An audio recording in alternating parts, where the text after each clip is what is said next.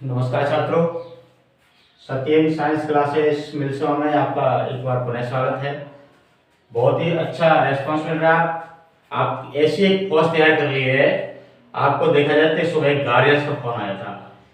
वो कह रहे थे कि साहब चलिए आप जो बच्चों को समझाने के लिए वीडियो डालते हो, हमारे बच्चे तो उसको क्या करते हैं, हम उसको फोन दे देते हैं, आप देखते हैं, उसके बाद गेम लग जाते हैं। अरे निकम्मो, कम से कम इतना तो देखो पिताजी आपके लिए क्या कर रहे हैं। क्या रिचार्ज आप अपने पैसे से कराते हो? वो कमा के लाते हैं, ऐसी धूप में वो काम कर रहे हैं और आपके लिए पैसे ला रहे हैं, रिचार्ज करा रहे हैं। आपकी माँ आपको गर्म खाना बना के दे रही है और तुम्हारा मतलब क्या है? आप उसको देख रहे हो। देख के नहीं, पढ़ने के स्थान पर आप अपने माँ बाप को और अपने जीवन को धोखा दे रहे हो। कुछ तो सुधर जाएगी, कुछ जीवन में कुछ करना है तो कुछ करो, मेहनत करनी पड़ेगी, अपना पसीना बहाओ। जब तक तुम अपना पसीना नहीं बहाओगे आपको कुछ नहीं मिलेगा। बात करते हैं अपने पॉइंट की। यहां लेते हैं आज पॉइंट लिया हमने अपवर्तन, प्रकाश का अपवर्तन। देखिए अपवर्तन होता क्या है? अपवर्तन, इसमें हम ऐसे बिंदु लेंगे आज जो न केवल आपकी बोर्ड परीक्षाओं की दृष्टि से महत्वपूर्ण होंगे, बल्कि एक जनरल नॉलेज जीके जो प्रश्न बनेंगे, कंपटीशन के प्रश्न बनेंगे, उसके लिए भी बहुत ही महत्वपूर्ण इसके प्रश्न बनेंगे। हम बात करते हैं अपवर्तन की। पहले आप अपवर्तन को समझ लें। जैसे ये अपवर्तन के लिए कोई पृष्ठ है और इसमें होता क्या, एक तो माध्यम ये हो गया और एक हो गया माध्यम ये। माध्यम में क्या होता है, जब भी प्रकाश किरण है वो एक माध्यम से दूसरे माध्यम में जब भी प्रवेश करेगी तो वह अपने पथ से विचलित हो जाएगी।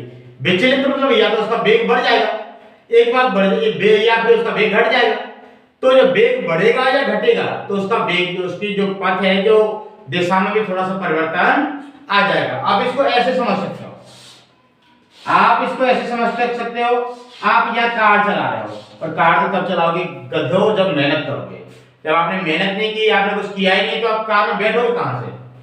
तो कार चला रहे हो और यहाँ आपकी फराटेदार हाईवे बना हुआ है, यहाँ हाईवे पे चल रहे हो आप, यहाँ आपकी रफ आ जाती है, यानी खोदरी सड़क आ जाती है, इसमें पत्थर पड़ा हुआ है, मिट्टी पड़ी हुई है। तो यहाँ जो आप अपनी गाड़ी को 80 और से 90 खींच रहे थे ना, वहां यहाँ की आपकी गाड़ी, वही गाड़ी जिसमें आप बैठे हो, जो 80-90 खींच रहे हैं, वो या 10 से 20 हो जाएगी, मीटर प्रति घंटा हो जाएगी, यानी किलोमीटर प्रति घंटा की औसत चाल हो जाएगी। हुआ क्या, क्यों हुआ कि यहाँ जो पृष्ठ था ये चिकना पृष्ठ था, यहाँ ये खुरदर पृष्ठ पर आ गई। इसी प्रकार यहाँ माध्यम होता है, मान लो एक विरल माध्यम, एक सघन माध्यम। तो जब भी एक माध्यम से दूसरे माध्यम में प्रकाश किरण जाएगी तो वह अपने जो पथ है, अपना रास्ता है, उससे विचलित हो जाएगी, उससे। अब होगा क्या इसमें, क्यों? अब आपसे पूछे कहां विचलित होगी? विचलित होगी जहां दोनों माध्यमों की पृथककारी पृष्ठ होगा, वहां अपने पथ से विचलित हो जाएगी। इसी के अनुसार हम यहां परिभाषा निकालते हैं। देखिए क्या परिभाषा निकालते हैं। जब कोई प्रकाश किरण एक माध्यम से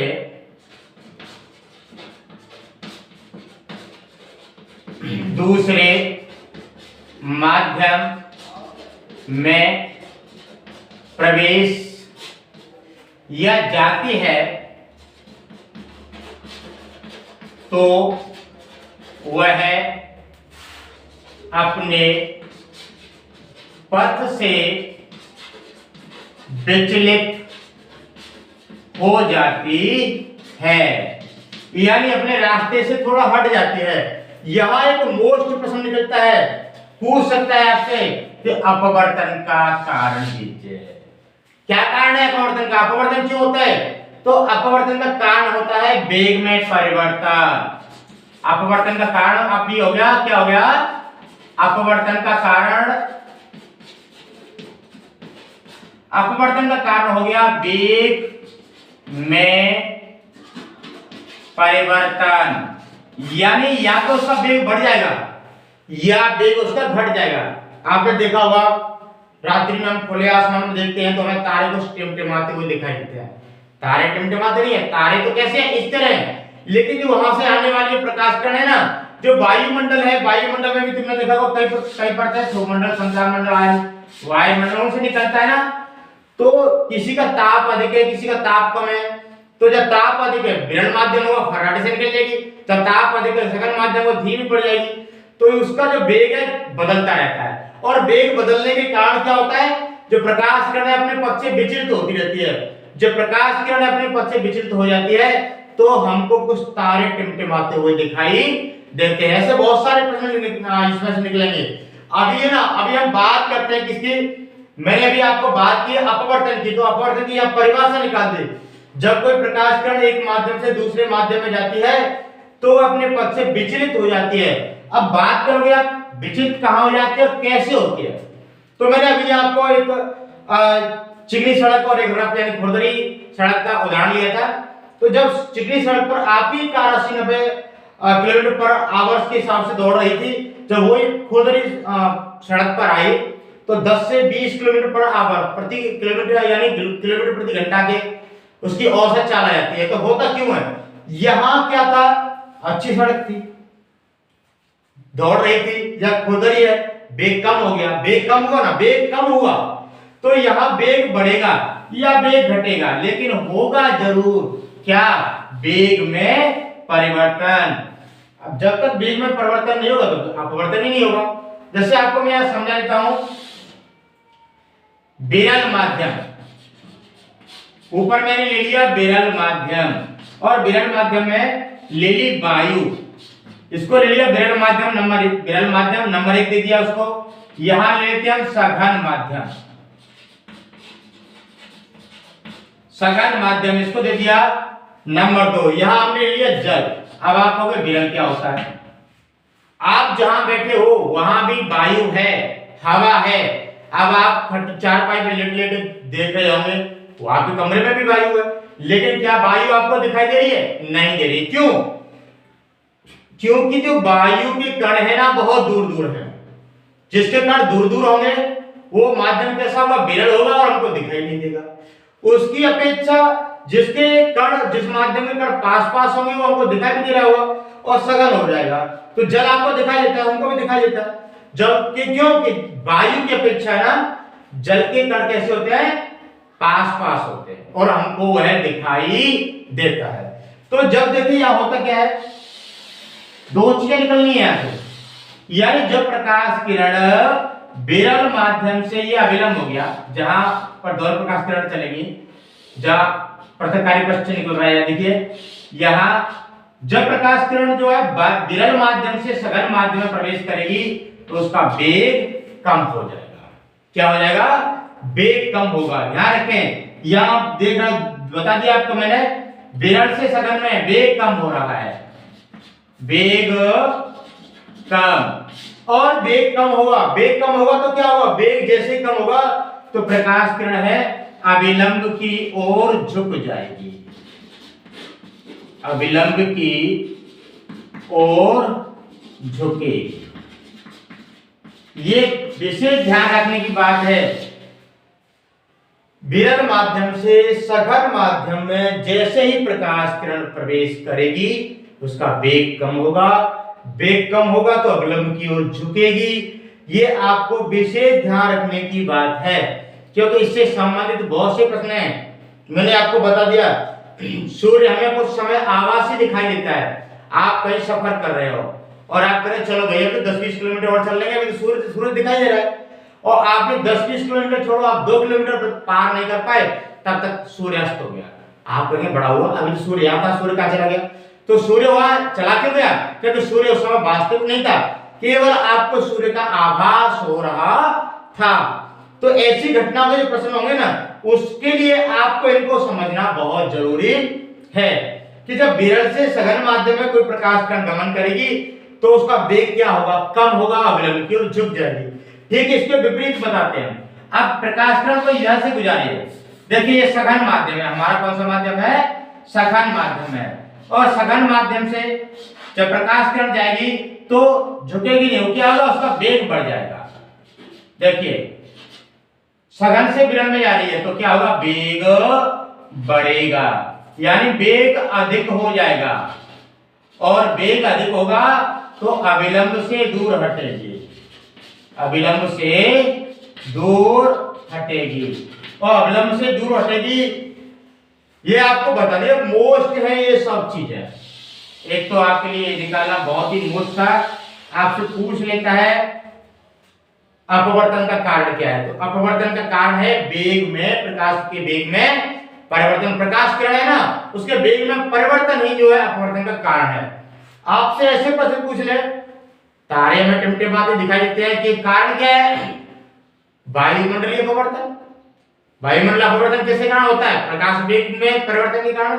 जो प्रकाश की किरण है उसके वेग में परिवर्तन होता है, इसलिए होता है वायुमंडलीय अपवर्तन।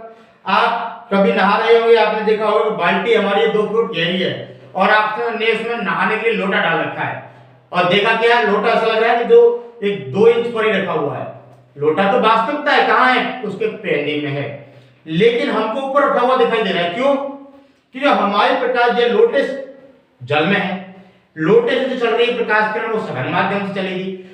बाहर क्या है? बाल्टी से बाहर विरल है, तो जब विरल में आएगी उसका वेग बढ़ जाएगा। वेग बढ़ेगा तो क्या होगा? वो अविलंब से दूर हट जाएगी और लोटा हमें ऊपर उठा हुआ दिखाई देगा। ये सारी घटनाएं, ये सारी घटनाएं हमारी किस पर आधारित है?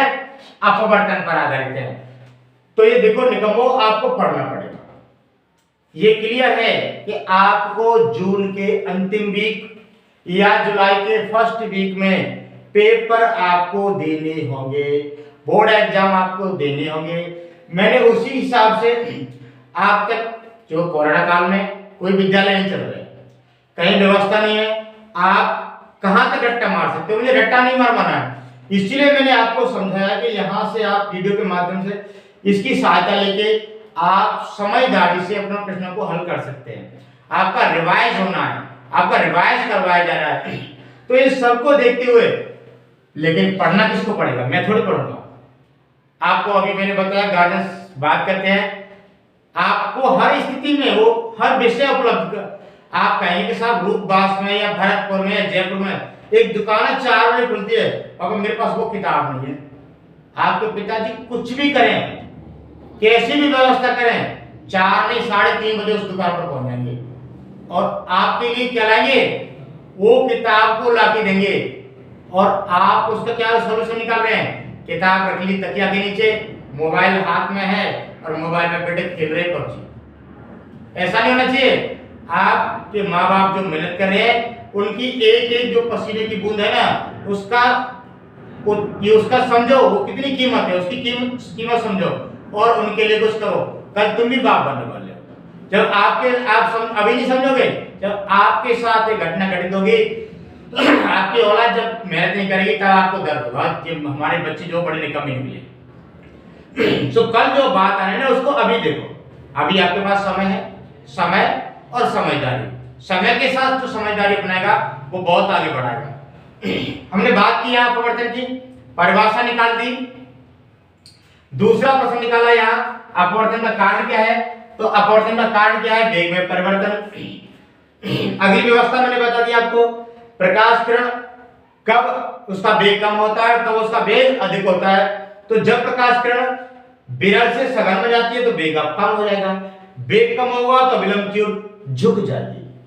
और उसके बाद जब प्रकाश किरण सघन से विरल में जाएगी तो क्या होगा? उसका वेग अधिक हो जाएगा। उसका वेग अधिक हो जाएगा तो जो प्रकाश किरण है वो अविलंब से दूर हट जाएगी। ये आपको विशेष याद रखने की चीज है, क्योंकि इससे मैं छोटे छोटे प्रश्न निकालता हूं। यहां आपको छोटे छोटे प्रश्न निकालता हूं। ये बीच में एक प्रश्न आ रहा है जो फिलहाल में तो आपकी साइंस का इस साल का हिस्सा नहीं बन रहा है, लेकिन जीके का प्रश्न जरूर बन रहा है। उसको देखो कि मानव के 2 नेत्र होने से क्या फायदे हैं। हमारे ना 2 नेत्र होने से क्या फायदे हैं? एक ही नेत्र से भी तो देख सकते हैं ना, एक से काम चल रहा है। देखो हाँ, अब आप ऐसे देखो, अब आप ऐसे खड़े होके आप दोनों नेत्रों को है तो आप दोनों अपने कंधों को देख रहे हो, यानी आपकी जो कंधा है बिल्कुल सीधा एक लेंथ में है, सीधा लेंथ में, यानी कोण बन रहा है कितने का? जो सीधी रेखा होती है कोण बनता है 180 डिग्री का कोण बनता है। कितना बनता है? 180 डिग्री का कोण बनता है। यदि 2 की जगह पे एक नेत्र होता तो एक नेत्र को बंद कर लो तो आपको लगभग दोनों कंधे बराबर दिखाई देंगे, एक यानी आधा से कुछ अधिक दिखाई देगा। आधे से अधिक दिखाई देगा। तो जब हमारे दो नेत्र हैं, यानी दोनों नेत्रों से फायदा है कि मानव के दोनों नेत्र होने से, दो नेत्रों होने से क्या फायदा है, 180 डिग्री तक देख सकते हैं। और एक नेत्र होता ना तो हम केवल कितना देख पाते, 90 डिग्री देख पाते। ये जीके का प्रश्न है, एक बार पूछा जा चुका है कंपटीशन में। जीके का प्रश्न का मानव में दो नेत्र होने से क्या फायदे हैं। मानव में दो नेत्र होने से वह 180 डिग्री कोण तक देख सकता है। एक नेत्र होता तो कितना देखता, 150 डिग्री देखता। दो नेत्रों से 180 और एक नेत्र से कितना देख सकता है, वो 150 डिग्री तक देख सकता है। तो समझ में आ गया होगा। आप प्रश्न भी ये ध्यान रखें कि दो नेत्र और एक नेत्र से क्या फायदे हैं।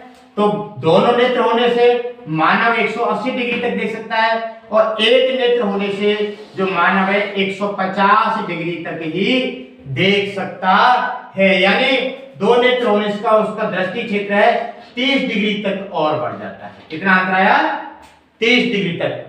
जीके का प्रश्न कंप्लीट हुआ आपका, यस करो, कंप्लीट हो गया क्या। यानी दो नेत्र होने से 180 डिग्री देख सकता है, एक नेत्र होने से 150 डिग्री देख सकता है। ये क्लियर हुआ आपका। जीके का प्रश्न आपको कभी भी टकरा सकता है, तो तभी फटाक से ध्यान कर लेना। हाँ, इसको हमने सर ने बताया था, दो नेत्र होने से क्या फायदा है, हम 180 डिग्री तक देख सकते हैं और एक से 150 डिग्री तक। तो मैंने अपवर्तन से संबंधित बताया, मैं उसपे जो घटना है, अपवर्तन से संबंधित जो घटना है उसके बारे में हम थोड़ा सा आपको बताते हैं कौन कौन सी घटना है। तो पहले हम बात कर लेते हैं, सूरज की भी बात कर लेते हैं। देखिए, ये आपकी पृथ्वी है, ये है आपकी पृथ्वी और ये आप पृथ्वी पर होगा, आप खड़े हो, और ये है आपका वायुमंडल। ये वायुमंडल, ये आपकी क्षितिज है। क्या है आपकी क्षितिज। देखिए यहां आपकी सूर्य देवता है, सुबह का टाइम है, जय सूर्य भगवान, हाथ जोड़िए। ये क्या है, सूर्य भगवान है, सुबह की। तो अब आप अंदाजा लगाइए, सूर्य के पास गर्मी होगी या ठंडी होगी। सूर्य है, सूर्य के पास गर्मी होगी या ठंडी होगी, तो सूर्यनारायण तो बहुत गर्म है, तो सूर्य के पास क्या होगा, गर्मी होगी। और गर्मी होगी तो यहाँ की जो वायु है वह कैसी होगी, गर्म होगी। और जब गर्म होगी वायु तो माध्यम कैसा होगा, विरल होगा। कैसा होगा, विरल। अब आप यहां में सूर्य के पास की वायु में और वायुमंडल पृथ्वी के पास की वायु में देखिए अंतर जरूर होगा। यदि सूर्य के पास की वायु ठंडी हो, ऐसी होती तो हम सूर्य पर रहने क्यों नहीं चले जाते, वहां तो अधिक गर्म है और वहां की अपेक्षा यहाँ ठंडक महसूस कर रहे हैं। तो सूर्य के पास गर्म वायु है। क्या है, गर्म वायु। वायु जितनी गर्म होगी माध्यम कैसा होगा, विरल माध्यम होगा, विरल माध्यम होगा। और यहां वायु, पृथ्वी पर वायु कैसी है, ठंडी वायु है। और ठंडी वायु है तो माध्यम कैसा है, सघन है। कैसा है, सघन। तो देखिए सूर्य से चलने वाली प्रकाश किरण जैसे ही यहां से प्रवेश किया, यहां गर्म यानी विरल माध्यम से सघन माध्यम में प्रवेश किया, तो क्या हुआ, उसका वेग कम हो गया और वह अविलंब की ओर झुक जाती है। विरल से, मैंने अभी आपको यही समझाया था, विरल से सघन में प्रवेश किया तो अविलंब की ओर झुक गई। तो सूर्य हमें, अब सूर्य हमको यहां दिखाई नहीं दे रहा है, हमको लग रहा है कि सूर्य कहां है, सूर्य नारायण तो सुबह उग चुके हैं, लेकिन वास्तविकता क्या है, सूर्य नारायण अभी उगे नहीं है। यानी यहाँ जो फासला हुआ कितने मिनट का हुआ, 2 मिनट का हुआ। सूर्य उगने से 2 मिनट पहले हमको दिखाई दे जाता है। ठीक है, यही व्यवस्था होती है कब, जब सूर्य नारायण अस्त होने के लिए जा रहे होते हैं। शाम का वक्त होता है, लालिमा छाई होती है। आपको पता है सूर्य उगते समय और अस्त होते समय सूर्य लाल दिखाई देता है, ये मैंने आपको पहले वीडियो में बता चुका हूं। यहां भी लेकिन वायु तो यहां तो गर्म ही होगी ना, तो यहां से चलने वाली प्रकाश किरण वो भी वायुमंडल में प्रवेश करेगी। वायुमंडल में प्रवेश करेगी तो क्या होगा, अविलंब की ओर झुक जाएगी और प्रकाश जो हमें दिखाई देगा, सूर्य यहां दिखाई देगा कि अभी तो सूर्य उग रहा है। यहां भी कितने का मिनट का हुआ, 2 मिनट का फासला हुआ। तो 2 और 2 कुल मिला के 4 मिनट का अंतर हमारे दिन में आ जाता है। इस अपवर्तन के कारण हमें कितने मिनट का फायदा हो रहा है? 4 मिनट का फायदा हो रहा है। कितने मिनट का हो रहा है? 4 मिनट का फायदा हो रहा है। इसको पुनः समझना, होता क्या है, वायु के पास जो सूर्य नारायण है, सूर्य के पास वायु गर्म होने के कारण माध्यम विरल और पृथ्वी की वायु ठंडी होने के कारण माध्यम सघन। तो प्रकाश किरण विरल से सघन में जाएगी तो उसका वेग कम हो जाएगा और अभिलंब की ओर झुक जाएगी, सूर्य हमें उगते हुए जल्दी दिखाई देंगे। यही अस्त होते समय होता है। मैं आपको रोजाना कहता हूं, निकम्मे मत बनिए। आप जैसे हो, खाना खाते समय, चना चबाते समय, जो कुछ भी काम कर रहे हो लेकिन गेम मत खेलिए। आपको आप घर वालों ने कैसे भी करके मोबाइल उपलब्ध कराया, उसको वीडियो देखा, उसको सब्सक्राइब करें और लाइक करें। अगला जो वीडियो होगा ना, अपवर्तन पर जितने भी प्रश्न होंगे वो सब मैं कल आपको वीडियो में बता दूंगा कि ये प्रश्न आपको अपवर्तन से संबंधित मिल जाएंगे और दर्पण के कुछ चित्र भी रह गए हैं, उनको भी बताएंगे। नमस्कार, जय हिंद।